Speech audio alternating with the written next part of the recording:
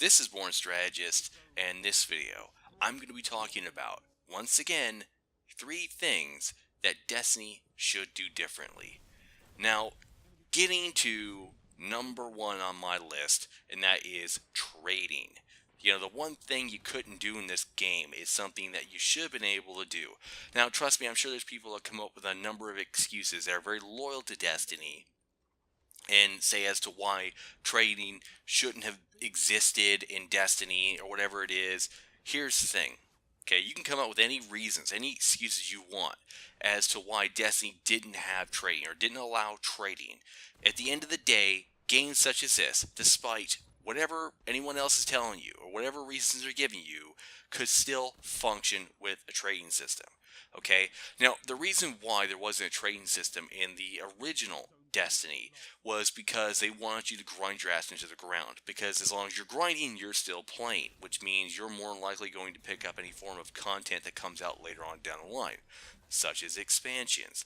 And for that reason, they want to keep you hooked. They want to keep you addicted, and they want to keep you playing. Because if you keep playing, you keep buying. And that's just the way it is. Now, I know a lot of biased fanboys are not going to be able to acknowledge that, but that's the reality of the situation. Okay, I'm not being negative.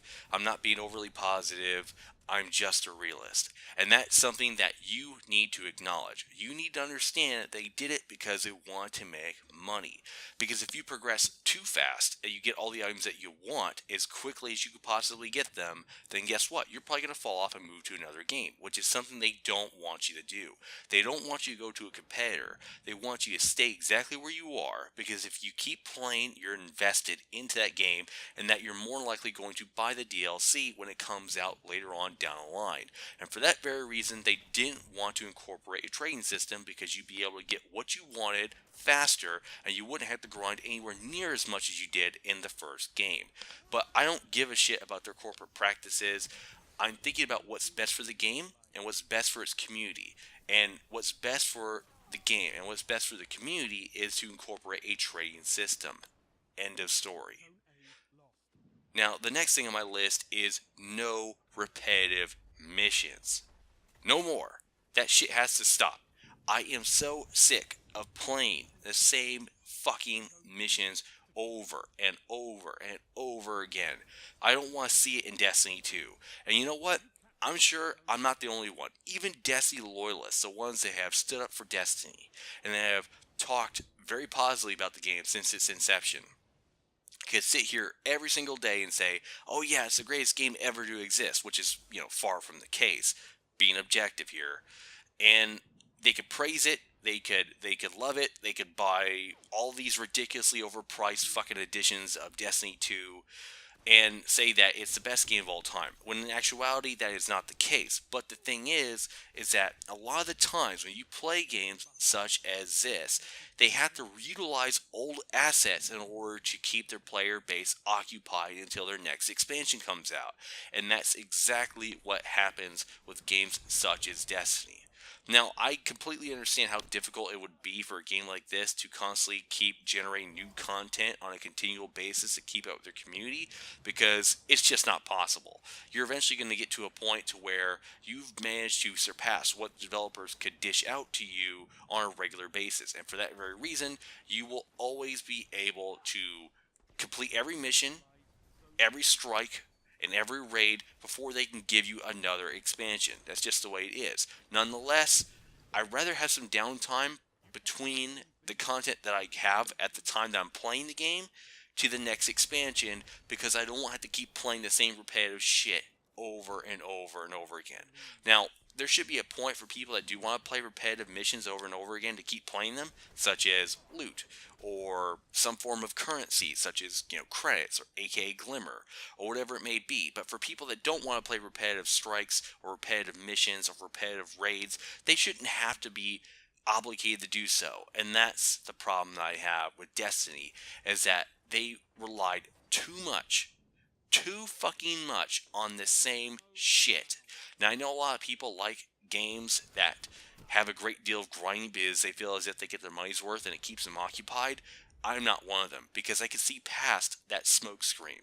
And that's something you need to acknowledge. That's something that you need to understand is that games such as this feel as if they can just go ahead and get away with that because you're trying to get new loot, you're trying to get better gear. And for that very reason, some people will just go ahead and just acknowledge it for the way it is rather than what it should be. And that's the biggest problem with Destiny is that far too many people were willing to accept things as they were, not as they should be.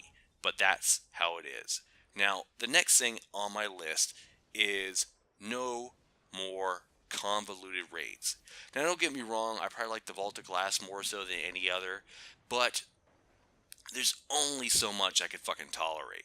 See, the thing is that raids such as the ones that you play in Destiny are very similar to ones that you probably play in other games. But despite that, doesn't mean they should carry on that tradition.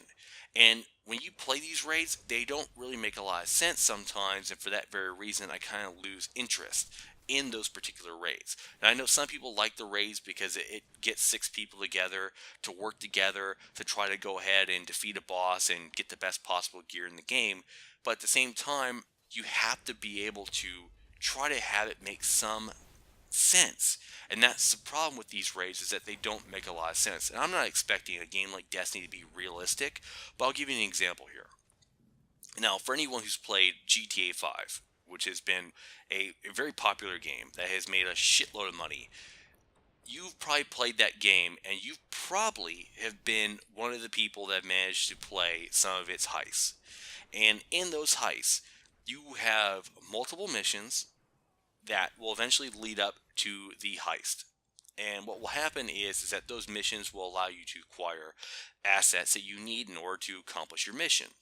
And that's something that I really like because it has cutscenes and it has characters that give you a great deal of information while managing to maintain some measure of humor.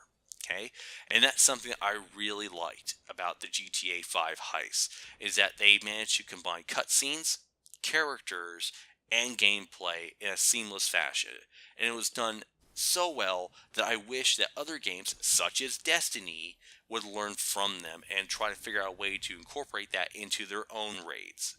And that's something that I would love to see in Destiny 2. Now, I doubt they'll go ahead and look to GTA 5 for advice, although they should. But it doesn't mean that they won't, so let's just see what happens. With that said, what's your thoughts? What's your opinions? Let me know below. Until next time, thanks for watching. For more objective reviews, strategy guides, commentaries, and more, stay tuned to this channel.